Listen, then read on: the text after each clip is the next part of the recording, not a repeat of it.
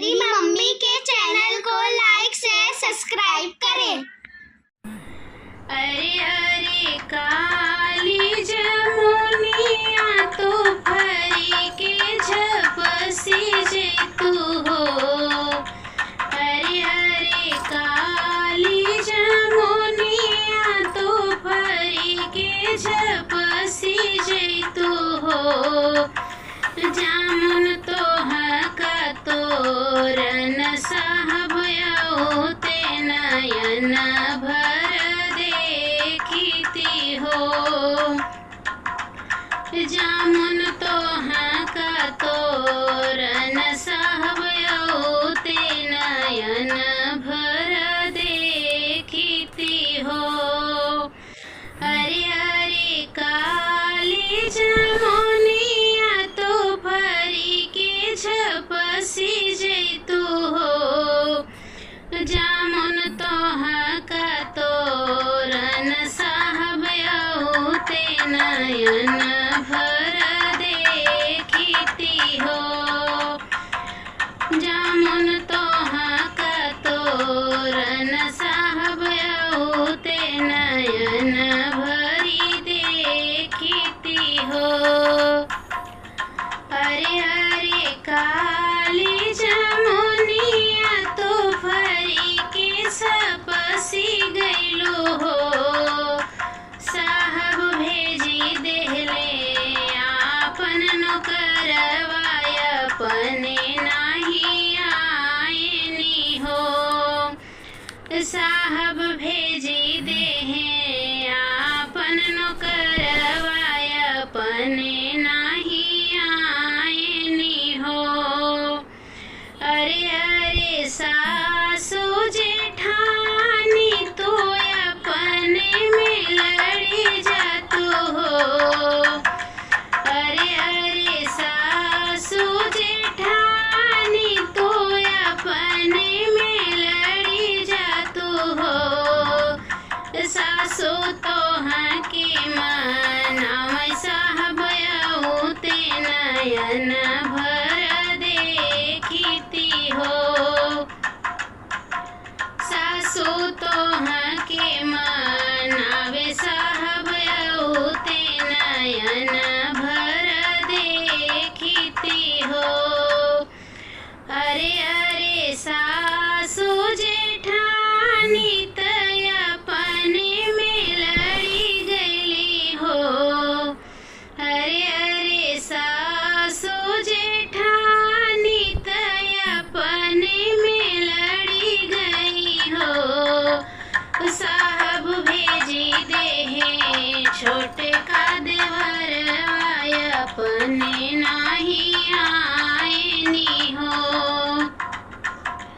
साहब भेजी देहे छोटे का देवर आय अपने नाही आयनी हो। अरे अरे प्यारी ननदिया तू एक दिन गवन जैतू हो। अरे अरे प्यारी ननदिया तू एक दिन गवन जातू हो।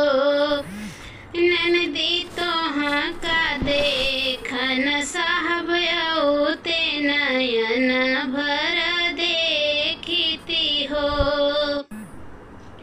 ननदी तो हका देखन साहब ते नयन भर देखती हो। अरे अरे प्यारी ननदिया एक दिन गवन गई हो। अरे अरे प्यारी ननदिया एक दिन गवन गई हो।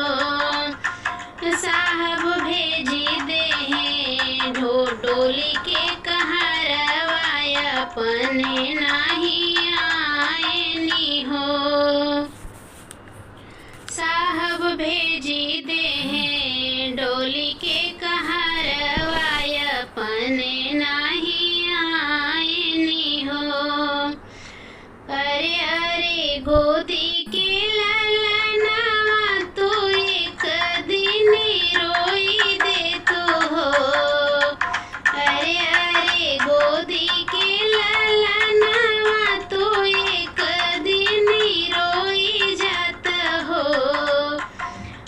लालन तोहा के देखन साहब ते नयन भर देखती हो। लालन तोहा के देखन साहब ते नयन भर देखती हो। अरे अरे गोदी के ललनवा तो एक दिन रोई गया हो।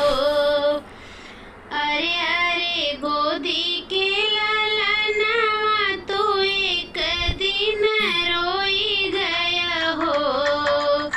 साहब सुनी गए लालन के रोदनवा हाली देख आई गए हो।